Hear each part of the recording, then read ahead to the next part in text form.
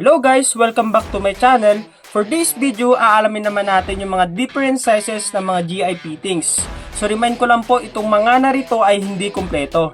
Ito lang yung mga kadalasan nating gamitin sa ating mga patubigan, sa ating mga tahanan, o patubigan sa ating hanap buhay, sa ating babuyan, manukan, o kung ano man yan.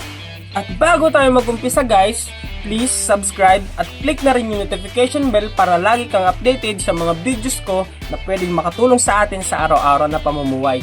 So sa pamamagitan nun guys, na-inspired ako gumawa ng mga ganitong content. So huwag na natin itong patagalin pa, simulan na natin. Una sa lahat guys, meron tayong 1/2 inches or 20 mm. So ang 1/2 guys, ito yung karaniwan, ito yung madalas, ito yung common na sukat. Halos lahat ng tubero, lahat ng hardware shop, kilala po ito kasi ito yung kadalasang bilhin. Ito yung kadalasang demand, 1/2 size.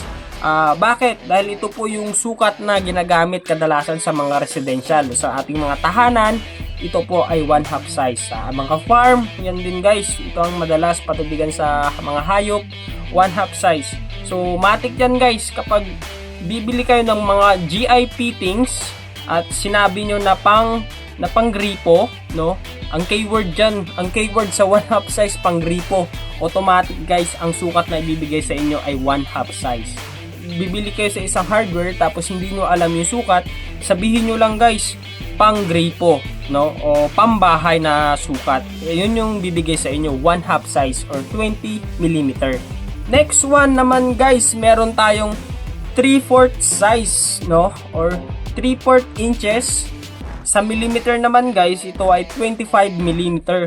So kadalasan itong ginagamit pambahay din. Minsan gumagamit sila nito kasi nga para mas malaki yung pundo ng tubig, 3/4 ang ginagamit nila. Susunod naman guys, meron tayong 1 inches or 32 mm. Madalas itong gamitin guys sa mga industrial, sa mga water pump, sa higop, ito ang ginagamit.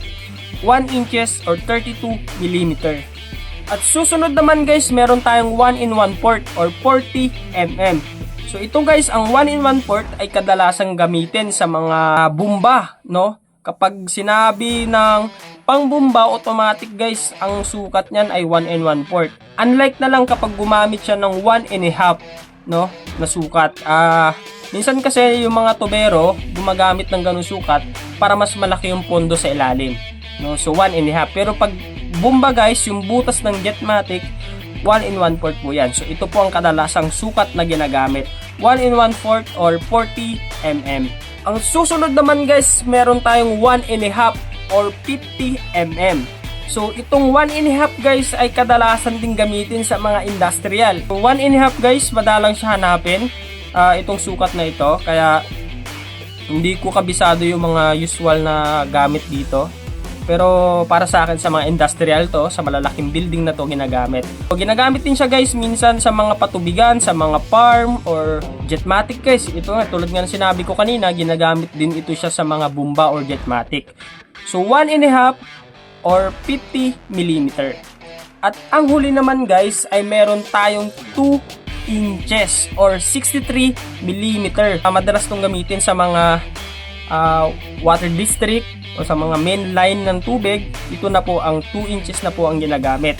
So hanggang dito lang po tayo guys sa 2 inches or 63 mm. Meron pa po yan, mas malaki pa po dito. So hindi na po natin yung tatalakayin kasi madalang naman yun guys. Dito lang po tayo hanggang 2 inches kasi yun lang yung sukat na kadalasang gamitin, no? So meron pa po yan guys, 3 inches, 4 inches and 5 inches. Sana balang araw matalakay natin yon. So ngayon guys, hanggang dito lang muna tayo sa 2 inches. At yun lang guys sa video ito, at sana po ay may natutunan kayo. Hanggang sa muli.